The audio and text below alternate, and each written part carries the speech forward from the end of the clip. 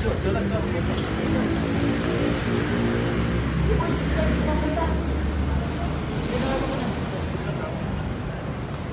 sasarado namin yung pinto para yung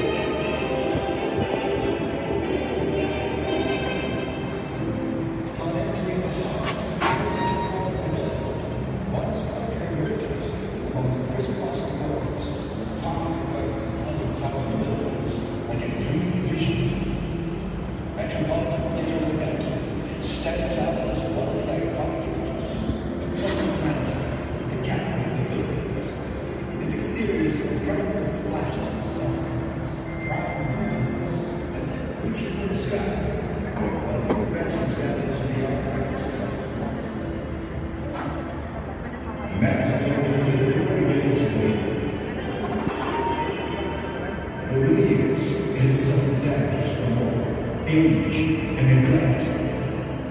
Now, this architectural wonder is undergoing rehabilitation, conservation, to rise again as a cultural icon of the country and a testament to Filipino artistry. Designed by Filipino architect Juan Arellano. The man was inaugurated in 1931 during the American colonial period and became a center for culture in the arts, as well as a gathering point for Manila's high society. Following referred to as the Grand Day of Philippine Theaters, the Met was a venue for culture and civic events, offering satisfactory plays, operas, and even films. It was also one of only Philippine entertainment and national artists launched their careers, such as the Queen of Kundiman in Saswaro, Honorata Adan de la Rama. As the war reached the neighborhood, the men became one of the casualties. Though it was the bodies during the liberation, it sustained heavy damage. While forgiven, the theater's slow but steady decline. Many efforts were made to keep the theater open, undergoing a variety of transformations and uses, as the buildings leased and re-leased over the years. Ownership also changed, and as the district, as the theater slowly settled into despair. From their high restoration efforts in the past, these proved to be ineffective. As an affirmation of its significance, the Met was declared a national historical landmark by the National Historical Institute in 1973 and an annual cultural treasure by the National Museum in 2010. A new chapter was turned when the Met was acquired by the National Commission for Cultural Arts in 2015. Not long after, the Met underwent its newest attempt for rehabilitation and conservation, done together with the partner cultural agencies, the National Historical Commission for the Philippines and the National Museums of the Philippines.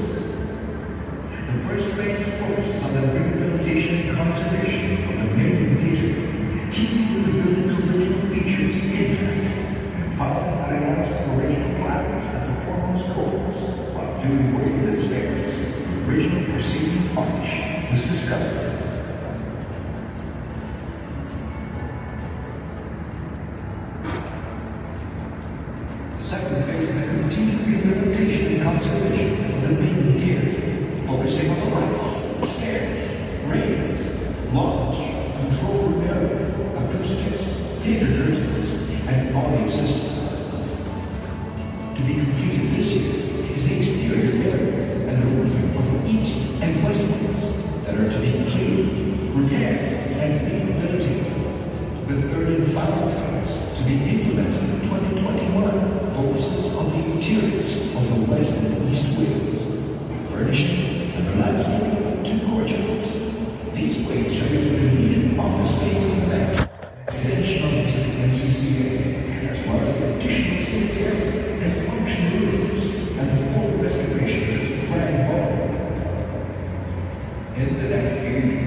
we will see the man rise again. He was planning its original beauty, preserved and also advocated for the modern times.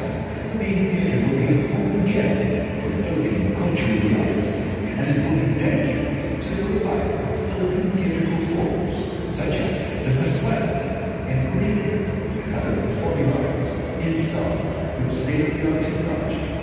It will also be able to screen films and showcase works and performances outside traditional theater.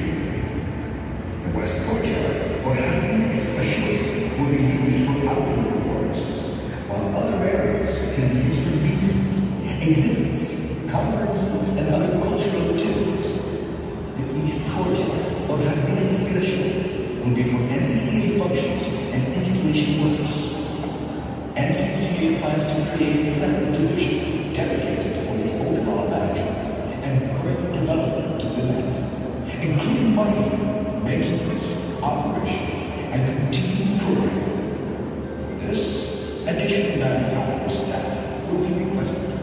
Furthermore, net programs and endeavors will be enhanced by forging partnerships with the City Government Unit of Manila, National Historical Commission of the Philippines, the National Museum of the Philippines, as well as collaborating with the Department of Tourism, Department of Education, Department of Foreign Affairs, nearby towns and different performing groups to ensure that Philippine culture and arts reaches the whole nation, as well as different parts of the world. The Met is envisioned and poised to be a good cultural lineage of not only Manila, but of the Philippines, furthering NCCA's goals, encouraging artistic creation in the climate of artistic freedom, development, promoting the Filipino culture and the arts, and preserving Filipino cultural heritage.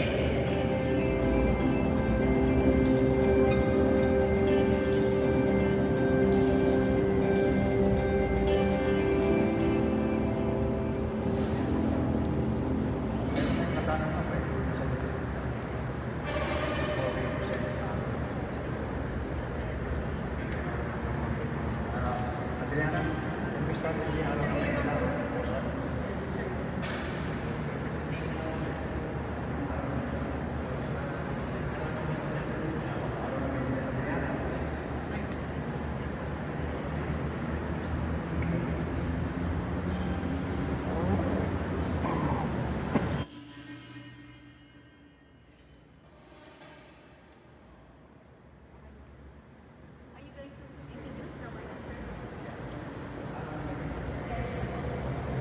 Magandang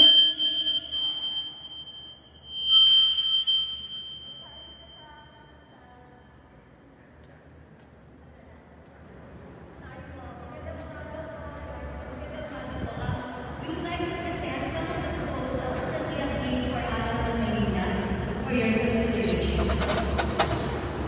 So this is the framework for the concepts. So Manila is endlessly fascinating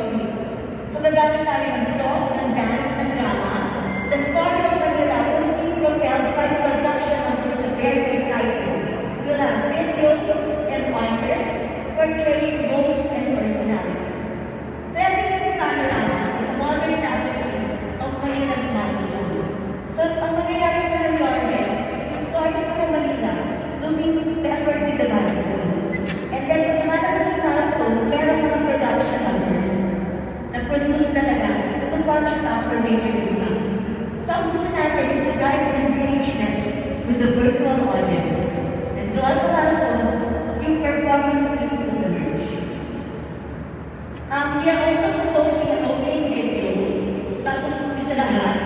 So parang this is going to be a little video that will encapsulate the 450-year history of Manila and the blueprint of its vibrant future. This will have a running time of only 10 minutes, maybe 15, designed to play even as a standalone presentation. So we're looking at this as something that we can play during the year-long events and celebrations in Manila by 2021. So the video will set the stage for the main program, which will be comprised of the Manila Performance Suites, better than the milestones narrative. With this in mind, the intro video ends with the main title of the show. So parang makikita natin yung history, tapos at the same time, it will end with the main title. Ipapakita lang po namin yung mga performance suites, the facets of Manila and what it means to every Filipino, whatever his calling, whatever his station life, anuman ang edad niya. Coming to life in songs and dances, drama and short video presentations, we will have featured guests and talents. We will begin with the Manila of the Faithful. After all, Manila is where our spiritual life is nurtured. We have the magnificent churches. We know them for the beautiful architecture, the unequaled cathedrals, like San Sebastian, or maybe because the churches are a world in themselves. Pero sila sa kultura na built around it like Quiapo. And then we also have the unforgettable processions of Our Lady of the Lapad, Manila, as well as yung mga mosques and temples of the Muslims and the Indians that make it a fulcrum of spirituality. We also have the Manila of Educators. This is, after all, the city that gave rise to the first Ateneo within Intramuros, the first UP campus on Paura. This is going to be the seat of the Dominican Education University. And then we all know that the peaceful and turbulent lives are mirrored in the new Belgrade. So the idea is that these are centuries of thinkers and influencers molded within the scholastic enclaves of this vibrant city. We cannot forget, of course, the idea of the Manila of heroes. This is the real cradle of valor within battlements that are in marvel of strategic planning and architecture. In the wake of horrific destruction that is second only to Warsaw in Poland during World War II, Manila's fighting spirit illustrates the deep-seated strength of the Filipino. It is more than resilient. It strikes at adversity with fierce humor and determination. Of course, the Manila of Flowers is very much alive in our story. From the dramatic sunsets that we see in Manila, the music that only offers here, whether in old or modern Manila, the heart of romance beats most perfectly here. So ang idea namin for this is a juxtaposition of the Ilustrado couple. Parang Lorna meron silang language of the land and the handkerchief. Ito yung secret love messages that we send out. And then i-juxtapose mo with the ligawan of the day. So meron yung text, meron yung tweet, meron yung Instagram, meron yung Facebook Messenger. So the idea is to mix music from the old times. Like for instance, you have maybe Silvia Torres, yung aming na pamaypay. Na ito yung mga secret messages na naman. Pinagpay na mabilis, namumuhi ako sa'yo. Nag-hinod yung pamaypay, pag-hog ako sa akin. Tapos at the same time, papakita natin yung tweet naman na love kita, crush kita, pwede pa tayo magkita. So ano ba yung storya nun? Ligawan, tampuhan, pagbabalik, pagmamahal ng muli. Juxtapose, meaning romance is the same whatever day or time. And then we have the Manila of Commerce. This is an unveiling of Escota, the hub of business and commerce in its glory days, and the Chinatown that continues its busy bustle to this very day. We would also like to call the audience's attention to the Manila of Artists. This is a one salute to the pillars that set up the pop culture in the Philippines today. So you are very popular in Manila Grand Opera House, Clover Theater, and of course the Grand Dam that's going to mark its re-ascension this year, none other than the Manila Metropolitan Theater. We also pay tribute to the national artists who were born, raised, and educated in Manila. Siyempre, ang muna dito, si Nick Wakil or si Kihana de Manila, na nagsulat ng napaka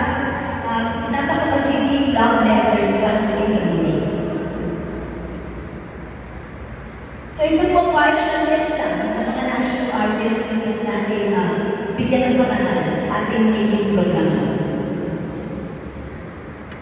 The Manila for twilight years will have reminiscences of those seniors who remember the juvenile days of Manila. So we can set this to music of Manilan artists like Atang Dalanama, pero reinterpreted by current pop stars. So you can hear between Maligid o kaya Michelle Basi, pero sung by current singers. And of course, this will segue to the Manila of the year. This is the bright, future-ready, technologically savvy Manileños who are shaping the current history of the city and our nation. We will have their exciting thoughts framed by the pyramid, for instance, of the flip-flop battles that are very popular, and the enduring passion in our dances and ballads. So it's modern poetry. We will end this with the Manila without time. On its 450th year, Manila is standing proudly before the world. It is still the pearl of the Orient. It is rich in legacy, but at the same time it is blazing with the vision of the future. We can have a visual device. So paano lumutang through the story of Manila? Pati tayo mayroong second wave na parang turn of the century kalesa na dumadaan sa Manila, na second yung color of phrase, tapos kalesa pinadaan ng mga nilad plants, because Maynila takes its name from the nilad plants. And then, pagdaan mo doon, magiging parang 80s, meron young pedicab driver who is cycling along the busy streets, and this is Isa na Joaquin Damagos of the Puente. So around this time, gawin po yun, the busy streets of Manila in the 80s. The pedicab goes into the darkness of a tunnel, and then another time altogether, lalabas yung pedicab, and it emerges blazing daylight, modern day, alcalde of Manila, na celebrated Yormes Manila. And that is how we will sana deliver your address, sir, to capitalize you. The finale for this, punctuating the speech of the mayor, and even a higher inspiring note, is a performance of the unending awit ng Manila, rendered and interpreted by Manileños from all walks of life. This is a beautiful love song sung to the city by the street sweepers, the vendors, school children, motorists, restaurant servers, policemen, public officials, teachers, etc. And the song can be rearranged specifically for our anniversary celebration. This music video can actually be appended sa ending po natin ng video videos yung sa isa. Kung gagamitin po yung video sa mga events ninyo at saka functions during the year. So parang your video will be 10 minutes, then you have this music video for all your events. That is the end of our presentation. Thank you for listening.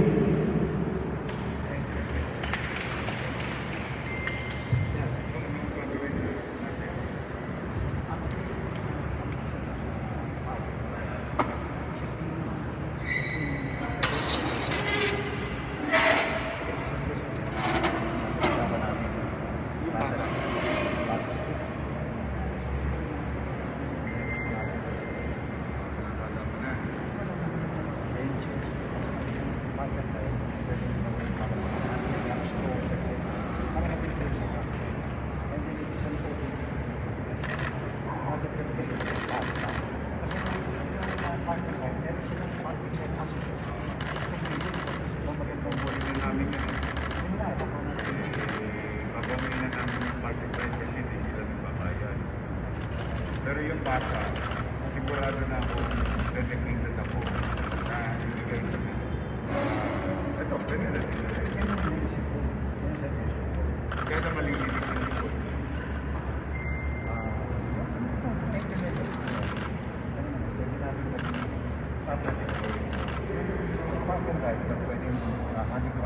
Pagkatawin namin.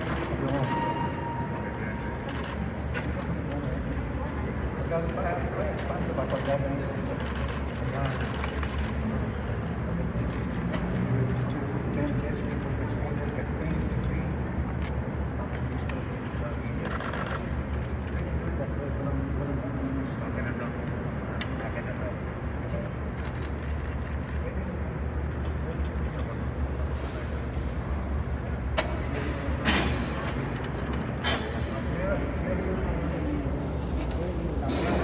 Collaborate with Charlie Lugo. Oh, Charlie. Marami akong gusto ron sa Pagkasi. So we can meet with Charlie Lugo. Oh, si Charlie. Maganda yun.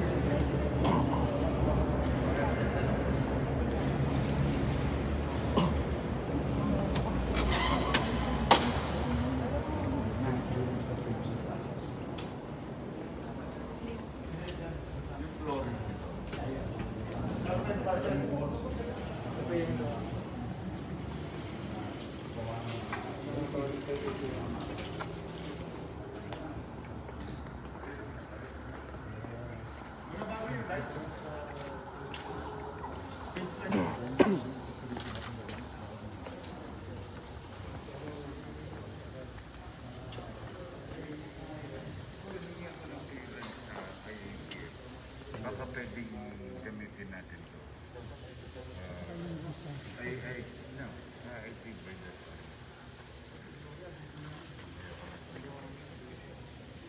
Baka by that time. Kaya ako nag-launch ng pwede. Pero ayoko naman pakapasa naman.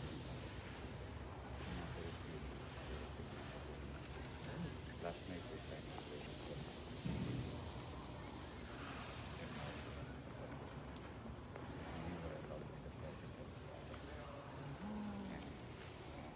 Ano lang namin. Nilolower lang namin. Para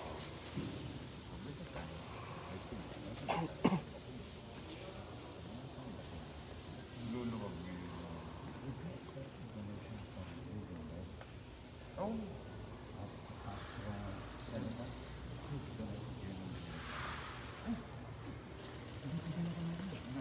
Pinakalan ako namin. Sige, pero huwag ka muna magbabati niya. Dapat walang iyo. Mukhang marami nakakakita.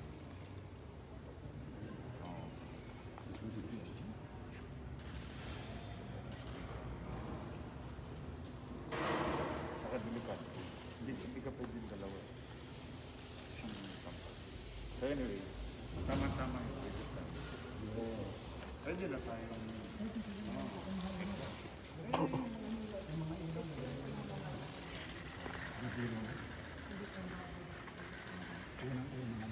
State of the art na yan, sir. Wala na kaming halogen, lahat yan LED na.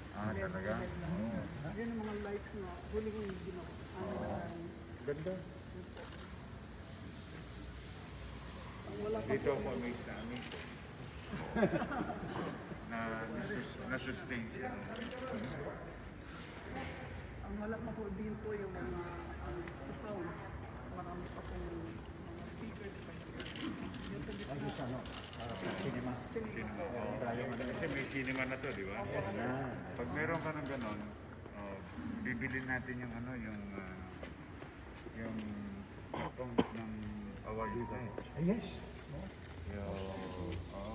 Pwede natin yun. Dito na rin. Yung Pamas. Pamas, ako kasi naman ako. Star Wars. Star Wars. At saka ako mismo, the city, para magkaroon ng activity, yung cinema, will buy 52 weeks. Kumbaga magpa-reserve kayo sa amin ng 52 week show. Pipili kami ng araw, anong araw na may show every week, para sa mga batang Maynila. Ito, ang magpe-perform na dito, mga taga-Maynilang bata. Napanood ko kasi sila eh. Magagaling. Malabang pa sa international. Merong sariling theater ang mga batang Maynila. At saka meron tayong World class pa. Meron din tayong training dito. Yun ang magandang legacy. Meron tayo. Meron kang Sa pagsula, pagtalumpati, pagkakita, workshops meron tayo. workshop school.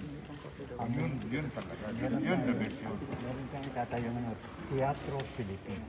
Kasi magandang legacy mo. Isang area dito, isang space dito. Workshops. Kasi you are producing your own talent. Hindi ka mauubusan ng ano. Baga may feeder. Oo, hindi ka mauubusan ng talent. Saka maganda sa kanila, pag magaling sila, nakakita ka ng potential, pwede mo kagad pick up in. O sige, sumama ka nga sa dulang ito. Bagay sa ito. Ikaw na nag-molde, ikaw na nagbibigay pa ng break. At saka, yung isang musical na pinapagawa ko, pinapatranslate ko, pinapagawa ko. Yung West Side Story. West Side. In Filipino. Kasi napakaganda ng music nun eh. Bukod sa mga saswela. Because we have foreign at saka local. Ayun, lumabas oh. Yun. Buti mo rin nakita yun. Huh? Ito yung French guy na, yung gumawa pa nito French guy. Italiano. Italian. Monty. Si Monte. Siya rin yung gumawa ng mga nasa UST ko. Restore na lang po namin yan. Kaya nga. Pero yan yung original na Italian na nun. Yes, sir. Ibibida lang namin, sir, yung So, the past few months, simula ho nung huli yung dalaw, nag-focus kami dun sa mga theater system. So, lahat po nung fly system natin, bago 1 tonelada ang kaya niyang buhatin. So, Good. ang ilaw, ganun din ho. Ang Sound natin cinema, dito, Dolby. Dolby. Dolby. Atmos, pinakabago, sir. Tapos, ito ang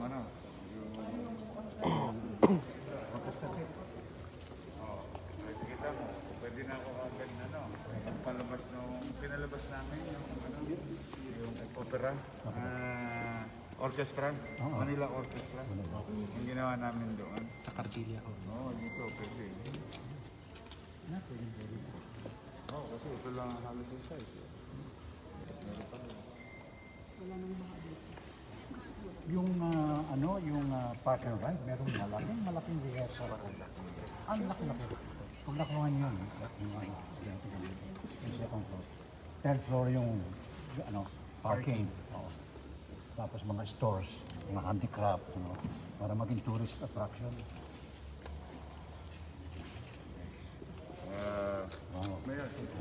Si Ana, yun namit natin sa Seoul, Korea. Performer. Viva Voce. Siya yun. Ganda. Kilala na sila dito. Yan, nakilala ko na.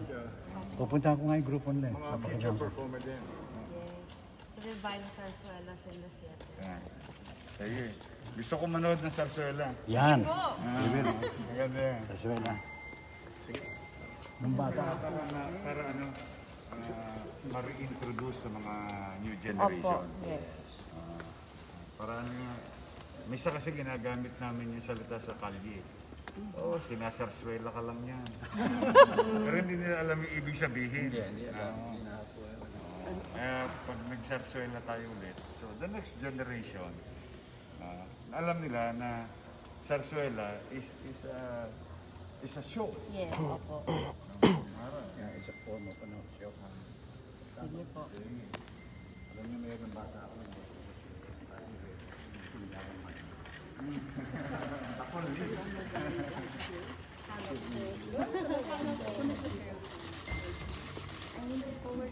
Kanupling. Meron pa pala kayong dapat hanapin. Si Kanupling. Meron. Tamo? Okay, si Kanupling. Hindi alam. Si Kanupling is the first Filipino version ni Charlie Chaplin. It's not Dolphy. It's Kanupling. Kanupling is Batang Maynila. Taga Santa Cruz yan. Kaya lang, through some, uneventful yung mga, sitwasyon, nawala siya sa limelight. But he is the first, Nag-show po siya rito. Hindi. Ganito tanongin mo, ha? Hanapin mo si Jeff Dison, yung artist. Jeff Dison. Ano yan? Artist yan. UP, na, alam niyo yung story ni Kanupling. Meron akong memorable picture ni Kanupling sa Escolta. Yeah. Kasi nasa gitna siya, walang katao-tao dahil sa Holy Week. Pag Holy Week, walang tao sa Manila. Nandun siya sa gitna ng kalye, nakatayo siya pa doon. As Kanupling, Charlie Chaplin. Charlie Chaplin yun. Nobody on the street of Escolta. I'm looking for that picture. Kanupling. Pinapahanap ko. Kasi kung gusto niyo ng sarsuela, kung gusto niyo ng pamega, picture of canopiling or a picture frame of canopiling. We should have. Oh, you Okay. should have. I will know. I will look Kasi at the that is the picture. symbol Salamat of ako. era ng komedya ng Pilipinas. Yes.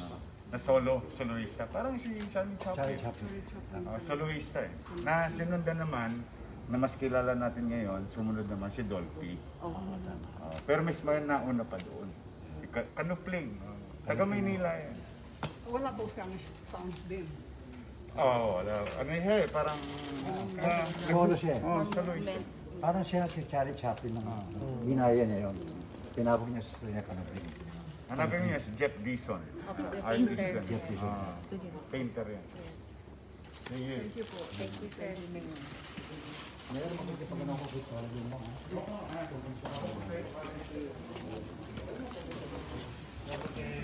Manager. Dito na kami mag-uwi.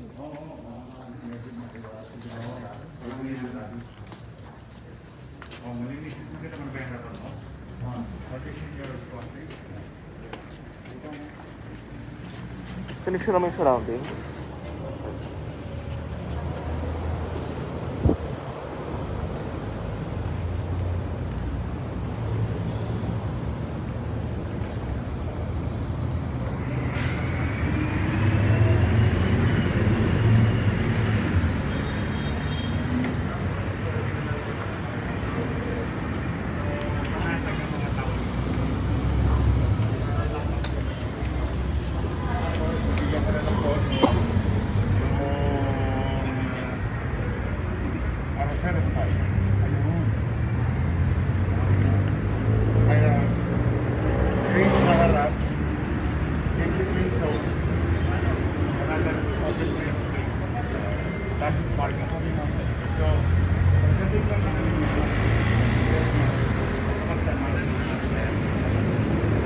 Request lang namin sir kung ulan ng malakas.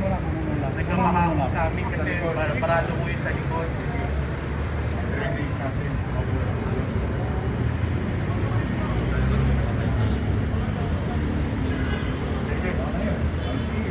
Salamat sir. Tatawagan ko si Charlie. Sir, para sa inyo ba natin sir? Thank you. Sir,